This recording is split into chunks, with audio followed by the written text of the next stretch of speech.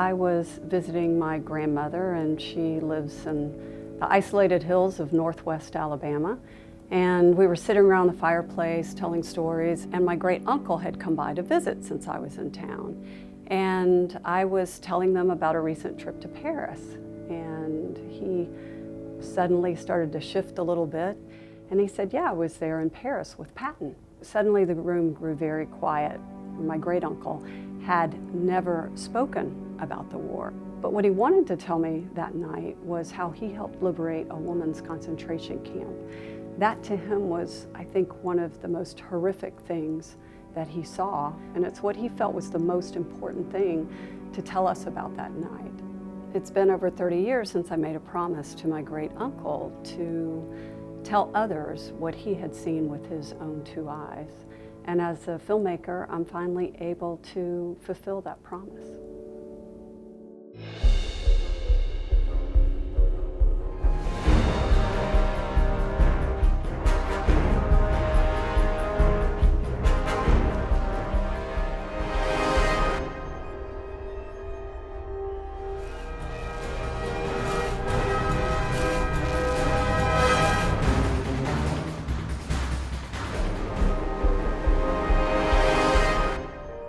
It was many, many years later when I met a woman named Martha Hall Kelly, who was working on her first novel, a work of historical fiction called Lilac Girls. She had uncovered this story about some women in a women's concentration camp known as Ravensbrück. It was about 90 miles from Berlin, and it held women from over 20 nations, Jewish women, Protestant women, Catholic women, even Bolsheviks from Russia, women who had been with the Russian army. The story remained hidden until Martha Hall Kelly found it, really stumbled on it at the Bellamy Faraday house when she was there to visit the gardens, Carolyn Faraday's famous gardens. And she saw on Carolyn Faraday's desk this picture of 30 or 40 women, and she just asked, who are they? And they answered, they said, those are the rabbits, young girls in the Polish resistance who had been subjected to horrific surgeries on their legs while they were in the camp. They were nicknamed the rabbits because they were the laboratory animals of the Nazis. They were testing the efficacy of sulfa drugs, and they would open up their legs, put in glass chips, wood chips, aggressive bacteria, and see if they could recreate gas gangrene. And then they were testing to see if sulfa drugs would heal the gas gangrene. Carolyn Faraday helped some of the survivors of that camp after the war, brought them over to America for treatment. They really brutalized and maimed these young girls from Poland. Most of them were part of the Girl Scouts. They were high school and college age kids, and like so many women in Europe, joined up with the resistance. Ravensbrück was formed in 1939, prior to the start of the war, and the first prisoners in the camp were women who were in some form of resistance against the Nazi regime. So it would have been German women and Austrian women at that point. Austria had been annexed into Germany, and so those would have been the very first prisoners at the camp. Then they started their social hygiene program. So anybody who didn't fit into the National Socialist ideal would have been put into the camp. So criminals, prostitutes, lesbians would have been sent to the camp. Women that for some reason had a hard time holding down a job. Anybody who did not fit into the idea of a perfect German was in this camp. Ravensbrück was an important camp because it was the one that held all women prisoners. It was designed exclusively to hold women. But as Germany started up the war and started moving into Poland and started invading other countries, they had to do something with all these women who were in the resistance, and so they were sent to Ravensbrück. There were Jewish women at the camp from the very beginning, but they were there not because they were Jewish, but because they were resisting against the Nazi regime. The camp itself was primarily political prisoners, and probably 10 to 20% are the estimates in terms of the population of the camp that was Jewish.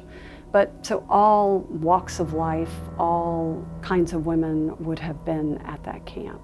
And I was struck First, because it was a women's concentration camp, and I wondered who liberated it. Could this possibly be related to my uncle? And I would do research on my own, trying to find where my uncle might have been and was this related. And what I found was, indeed, many of the women that my uncle would have liberated at one of the sub-camps, it was an all-woman sub-camp, likely started their journey in Ravensbrück, which was a clearinghouse for labor. One day I just started thinking, are any of these women still alive? This was an amazing story. These women of the resistance, I wondered about that part of the story, wondered about the experimental surgeries, and the women themselves, these young girls, lived only because of the other women in the camp, all the other nationalities who got together before they were going to be executed by the Nazis and came up with this incredible, daring rescue plan. There were 63 of these crippled and maimed girls, and they saved all 63. So I wondered, at the end of the war, when you finally see light at the end of the tunnel, why would some of these women then risk their life to save these young Polish girls? It was difficult to find them. It seems like it would be easier than it was. And I think one reason, they're in Poland. People are protective, so people don't just readily send you information. Martha knew the daughter of one of the rabbits who since passed away, and this daughter lived in America.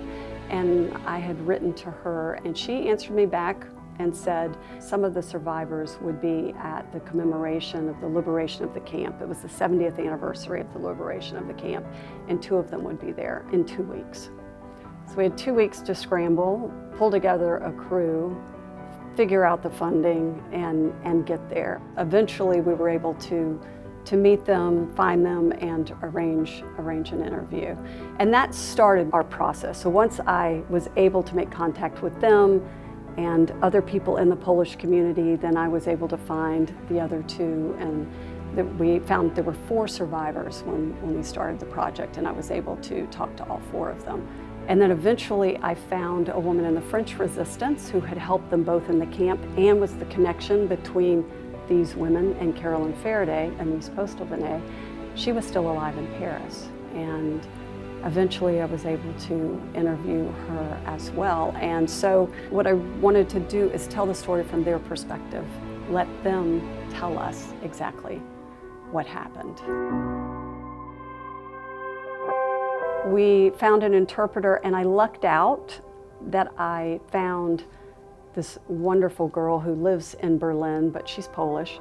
So she was fluent in German, fluent in Polish, fluent in English, of course, and she is a lovely human being. I learned very quickly that the interview will be dependent on, the success of that interview will be dependent upon that communication, level of communication between that interpreter and who's being interviewed. I can be as diplomatic as I want in framing a question, but if the interpreter delivers it in a different way, the interview can go south very quickly. You know, they can quickly offend the person and you have no idea what's going on. So I was lucky in finding the right one, and then I decided on simultaneous translation, so I could be in there. I had on my headphones, and the interpreter was in another room, and literally she was interpreting for me as they were speaking. And then I would ask a question, and then she would be able to ask it. And so we tried to keep it as conversational as possible, and I know it was probably difficult for them because my reactions were never in real time, and I was the face they were seeing, not the interpreters. But they eventually got used to it, and eventually I couldn't even tell the difference. It was that quick. That still doesn't mean that the interpreter catches everything, and you get back and you start looking at the transcriptions and translations and realize, oh my gosh, they said this, and this is what I really wanted to know, and I didn't know to ask that. I'm just finding this out. One of the things that I should have been prepared for but didn't occur to me was the level of trauma. A lot of these women may have told their stories to their loved ones. Some had given interviews, not everybody, but they were used to one story that they told. And usually that story was told in this sort of general way, not a personal way, and I think that kept it a little bit more distant. I let them tell me that story, and then I would go through and start to dissect it. Okay, tell me now this part, where were you standing? What were you thinking? What were you feeling? And that was where suddenly I would catch them off guard. And sometimes they would deflect by telling me what they had for breakfast the day before, or, I mean, just some really unrelated random story. But I found if I let them just continue to talk, they would find a way to get there for me. It wasn't anything that we couldn't work around, because I think these women really did want to tell what happened. Clearly, once I asked them those kind of questions, it would bring them back to that place, and you could tell and see it. And in those cases, you know, once in a while we would have to stop or take a break or have a moment. Maybe they might start to cry, or in some cases, depending on the story, I would have to be struggling to compose myself as well. So it could be very emotional at times for everybody. After those initial interviews at the camp, I knew I needed to talk to them again. I knew that just having this amount of time, even though they told me amazing things and I thought they were wonderful interviews, that I needed to go further. And especially when I got back and started reading it and seeing, wow, I need to spend time here. You start to be able to identify. So I was able to go back and talk to all of them but one. And I think through that, you kind of develop a relationship, setting it up, and you get to know their family members that you're working with to be able to set up those interviews. And those I conducted in their home, and that's a whole nother level. And I found that was a sort of another lesson learned. You know, it's best at home where they're comfortable. Everything is safe there, and they can go a little further in what they tell you. I admired all of them to begin with, and then I just loved them for their personalities as well. Great senses of humor. You can see what helped them get through the camp, and they brought it up themselves, that their sense of humor really went a long way to helping them survive. And one of them even said, Stacey, who might be one of the funniest people I've ever met in my life, she said, "You'll think that we're crazy, but that's what we use. And what's to laugh about in a concentration camp? We found it. Whatever it was, we found a way to laugh about it, and it kept us human." I had pieces of the story. Certainly, you know, I had testimony from the Nuremberg trials.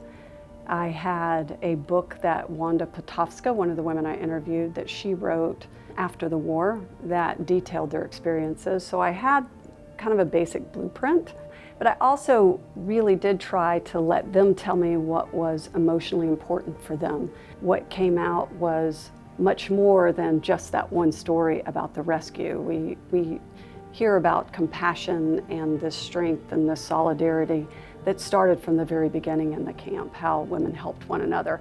And I think it does give us a very truthful view into how women survive, how these women resisted the Nazi regime still in the camp. I told somebody, I think eventually, I started to understand they were teaching me what questions to ask. Every single woman that I spoke to talked about the Russians and all the rapes after the war. So the Russians got to the camp first, but what I found out, those were the women that were left at the camp. They had started a march out of the camp before that point, and many of the rabbits were on those death marches. And those were liberated by American soldiers. And what was so interesting, it wasn't because it was the American front, it was a small group of soldiers that had been sent on a secret mission to go meet up with the Russians behind enemy lines. And as these Americans were working their way through, they ran into these death marches. And Wanda Roshevitz, one of the rabbits that I spoke with, talks about the Americans coming and suddenly Germans throwing away their guns, or some of them kissed them and put them gently to the ground. Others slung them like they never wanted to see them again. And suddenly all the Germans were nice to them. And it was those American soldiers who did liberate them. Another woman told a story. She wasn't a rabbit. She was one of the Polish women who knew them in the camp. She talks about one of those soldiers being kind to her. She said all of a sudden the Germans disappeared, and she saw the tanks, she saw the Americans, and she said, "I saw freedom." And one of the Americans came over and offered his hand and helped her and got her to a house and had somebody take care of her there. So one of the sort of recurring stories I heard and that I was so proud to hear was the kindness of our troops with these women.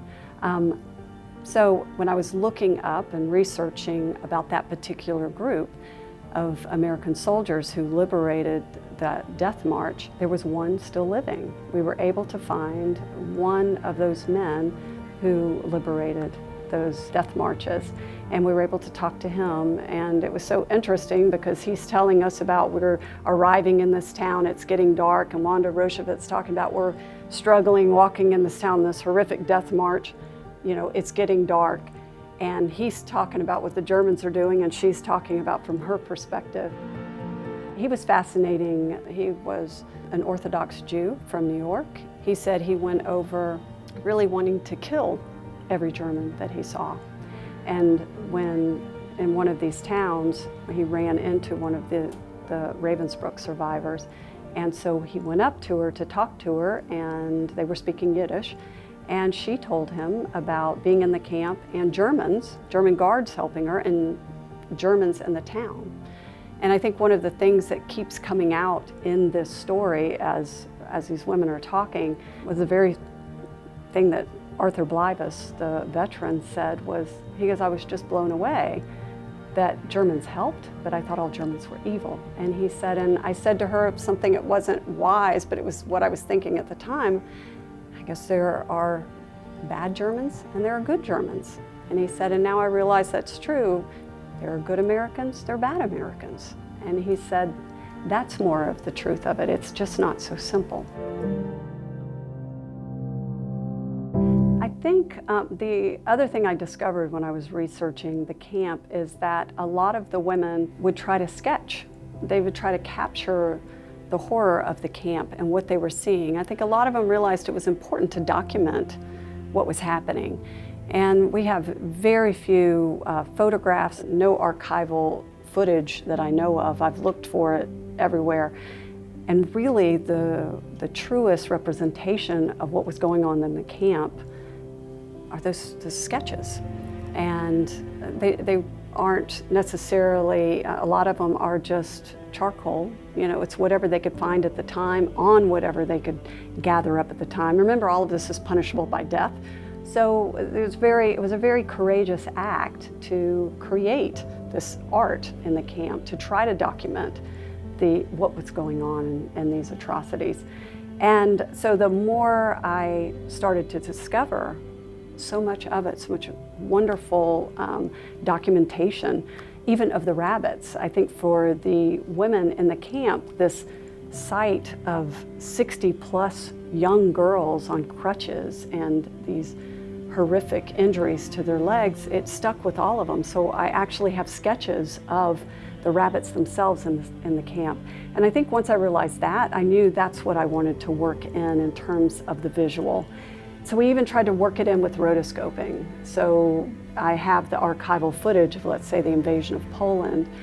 I want to get across the idea, we're going to hear this really happened, real events, but we're also going to get somebody's point of view about it. They're a witness to it, but it's their point of view, and thus that rotoscoping and the animation that we'll use in the film.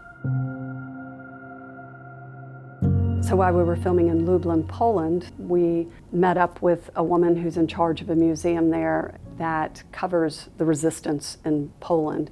But where they've put the museum is where the Gestapo used to torture the people from the resistance. So the women themselves would have been taken there when they were captured and tortured horribly under the clock. And when we were there, they had just received a whole group of what we call the urine letters. The rabbits sent messages to their family in disappearing ink. And normally you could use something like onion juice, but food was not readily available in the camp.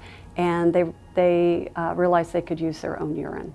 So they hid up in the lofts of the barracks and wrote in this beautiful penmanship in their own urine and detailed all the atrocities going on in the camp.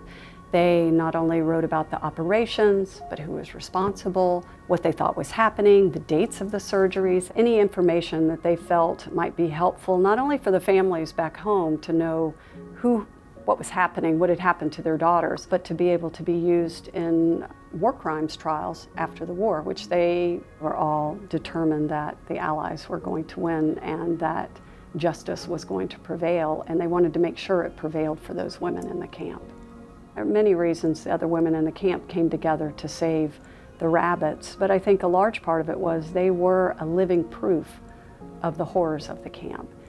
And by saving the rabbits, they also saved witnesses that were witnesses, became witnesses at the Nuremberg trials. They were able to bring the Nazi doctors to justice after the war. So the commandant was executed. The head doctor, Gebhardt, who had designed the experiment, he was executed after the war. The rabbits were able to feel, at least, like they were able to bring the perpetrators to justice.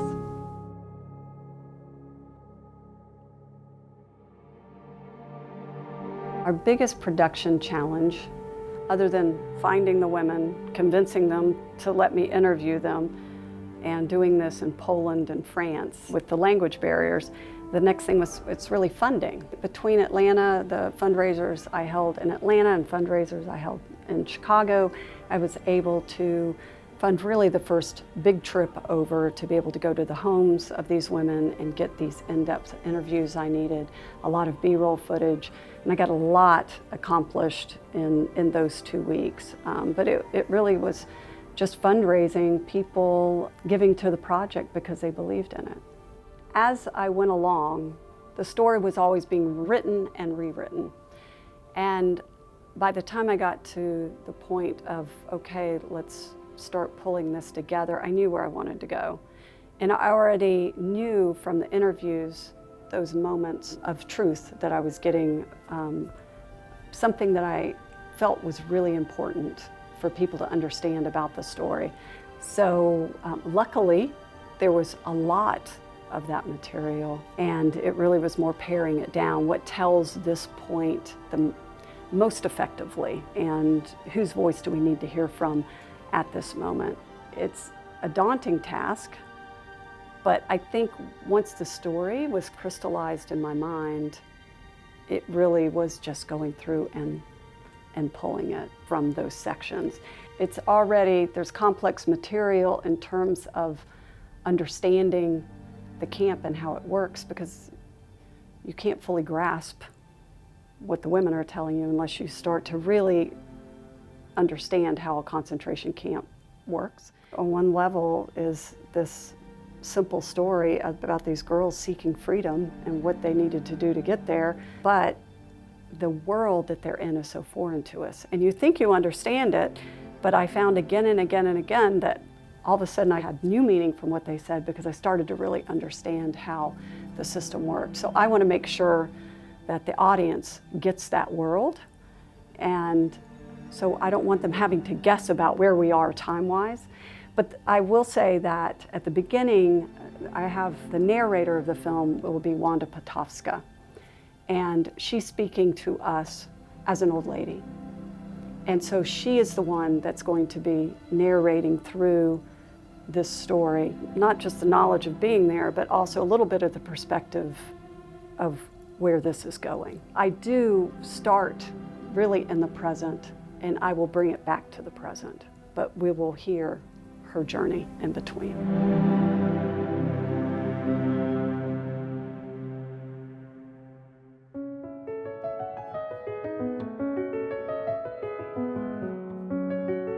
This film could only be done as an independent film, what seems counterintuitive because the resources that it takes to take on this project are so immense.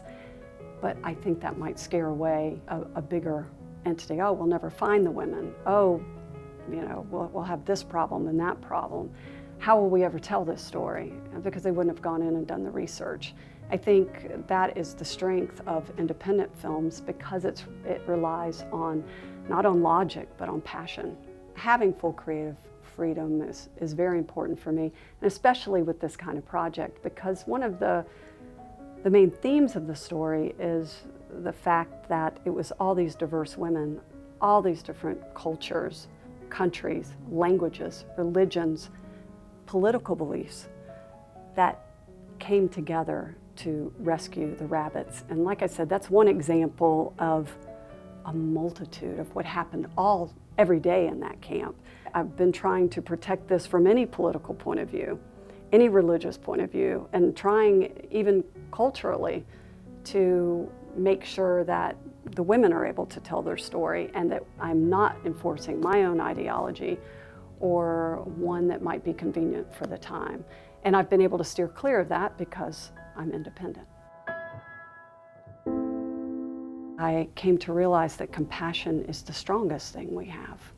And it was only compassion that saved the rabbits of Ravensbrück.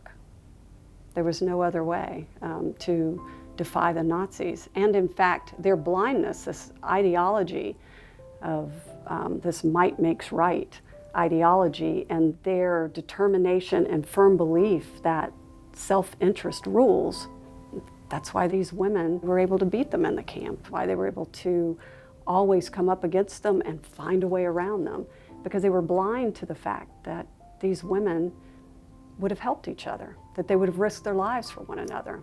So Stasha, one of the rabbits, tells a story about one of the Russian women came up to her and she said, "Thank me now because I won't live to see the end of the day." So when they did this, they fully thought they were sacrificing their lives for these Polish girls. But they lived because the Nazis couldn't imagine that level of compassion. I also thought that when I would talk to somebody like an Indi Postolvenay, this woman in the French resistance that helped save them in the camp, risked her own life, and I asked her that question, why would you have risked your life in the camp when you were very close to being liberated? The war was almost over. And she said, what are you talking about? I didn't have a choice. Like, what kind of question is that? And it came across again and again in every survivor account. When they had done something like that, they said, I didn't have a choice. And that's because that also is instinctive in us. It is part of us. And Wanda Potowska talks about, these are the choices we make every day. She said it shouldn't have come down to a rescue of the girls in the camp, right? If people had made the right decisions early on, there would have never been a concentration camp. And that's what we have to learn. Yes, the light of humanity shines brighter in that darkness, but we have those choices every day to make. And I'm hoping that's what people will take away. And it's all of us. It doesn't matter our country, it doesn't matter our religion, it doesn't matter our political point of view. We all believe that same thing. We all have that goodness in us. And I will hope and continue to hope that we will choose to act on it.